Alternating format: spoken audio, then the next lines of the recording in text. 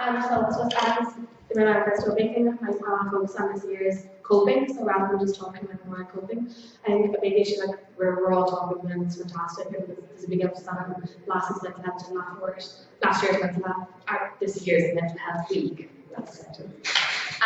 So I think that like with the council service, it's going to take a continuous lobbying. The fact that we've come into a general election year, we need to be hitting that up and making that work for us and getting our cities and securing funding for our housing services. The waiting lists are an absolute joke of it. And it's not due to their incompetency, it's purely they're understaffed, they're under-resourced, and it's not okay. And one thing I would love to do when we elected was to start doing stuff like CBT lifestyle workshops, like cognitive-based therapy, mindfulness. So work like that so that if students are having something due next week and they're under severe stress and they can't get to the counselor, they might be able to sit down and take a nap or do 5 steps they learned in the workshop the week before and put those into place to try and channel that. But definitely I think lobbying is key and taking up on general election is key as well. Dennis, some question? Regards mental health, yeah. I think the biggest issue, as Katie mentioned, this idea of this whole about understaffed, which it is. It's also oversubscribed position. With semesterization, there's been a huge increase. Even last year, there was a huge increase.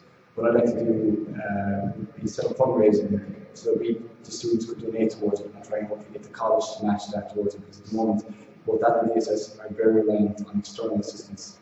Furthermore, with Katie mentioned the workshops. The DSS, at the moment, the Occupational Therapist, is doing these mindfulness workshops. So I'd like to promote this and maybe get the greater UCC student involved in these.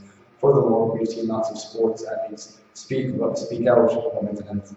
With a huge club presence in UCC, and I think get them involved because the role sport plays in helping people with mental health issues and helping people move towards positivity and whatnot. It's long documented, and I'd like to get them involved in the campaign towards getting rid of stigma for mental health. Same to you? Yeah, my specific advocates have this big issue being a spur entity. So I suppose if elected, I would want me to have more counselling. I suppose around financial exams and semesterization, that would be really crucial.